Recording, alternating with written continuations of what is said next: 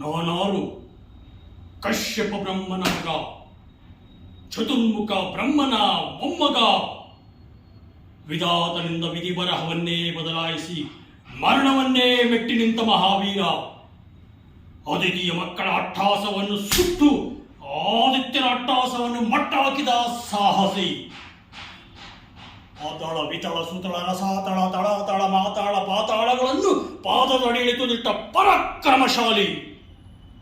ಅಡಿಯಿಟ್ಟರೆ ಬೆರೆಯುವುದು ಭೂಮಿ, ತಲೆ ಎತ್ತಲು ಬೆಚ್ಚುವುದು ಬಾನು, ಕೈಗೆತ್ತಲು ನಡುಗುವುದು ಸೃಷ್ಟಿ. ಚತುರ್ಮುಖ ಬ್ರಹ್ಮನೇ ನನ್ನ ಆಜ್ಞೆಯನ್ನು ಪಾಲಿಸುತ್ತಿರುವಾಗ ಯಕಚಿತ್ತನ ಮಗ, ನಾ ಜನ್ಮ ಕೊಟ್ಟ ಮಗ, ನನ್ನ ವಂಶವನ್ನೇ ಬೆಳಗಬೇಕಾದ ನನ್ನ ಕುಮಾರ ಇಂದು ನನ್ನ ಆಶಾಜ್ಯೋತಿಯಿಂದ ನನ್ನ ಮನಸ್ಸಿನ ನೆಮ್ಮದಿಯಿಲ್ಲವೆಂದರೆ ಛೀ, ಇದೊಂದು ಒಗಟೆ, ಇದೊಂದು ಜನ್ಮವೇ, ಇದೆಂತಹ ದುರ್ವಿಧಿ. ನಾನೇ ಸರ್ವಶಕ್ತರೆಂದುಕೊಂಡರೆ ಅದಾವ ಶಕ್ತಿ ಪುತ್ರನನ್ನೇ ಶತ್ರುವನ್ನಾಗಿ ಮಾಡಿದೆ. ಅದಾವ ಶಕ್ತಿ ಅವರಿಗೆ ಸಾವು ಬಂತಡೆದಿದೆ. ಅದಾವ ಶಕ್ತಿ ನನ್ನನ್ನು ತಲೆ ತಗ್ಗಿಸುವಂತೆ ಮಾಡಿದೆ. ಅವನೇ ಅವನೇ ಆ ಹರಿ ಇದಕ್ಕೆಲ್ಲ ಕಾರಣ. ಎಲವೆಲವೋ ಹರಿ, ಕಪಟಿ, ವಂಚಕಿ, ಮಾಯಾವಿ.